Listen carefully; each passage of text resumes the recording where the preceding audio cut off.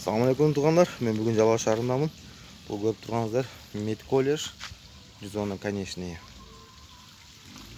Бұл жерге котлован қазылып, бұл жерге дом түседі екен. Бұл жақтағы құрылыштың жүргізіп отырған адамдармен сөйлесем, бұл жерге дом түседі екен. Ну ладно, жақсы дом түседі. Бері пустойлы жатқан жерлер негізі. Қызықты жері, бұл жерде мондай су ағып жатады да, шарқырап түседі.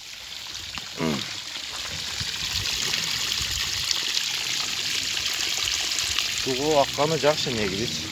Бірақ су ішеді. Бірақ мол су өте көпті ағып жатқаны мен көз қарашым бойынша. Себеп дегенде кешегіде 10 күнден ашып қалды. Мэрия 4-5 қабаттарға су жетпей қалды. Домдырғы соны үнемдегіле деп ескертіп кеткен да. Именно мол спутникте жашаған, көкарта жашаған жер үйдегілерге. Ана моментте шарқырап жерде су ағып жатады. Бұны қараған водоканал аяқты барып жатады. Ана бұл бетін да көрсетем. Бұл бетіне де ошындай су ағады.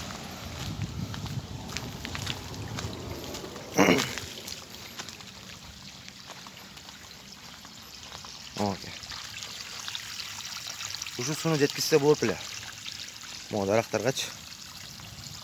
Тиягын жаап коюп элечи. Мен жеке ойым. Буга кандай дейсиздер?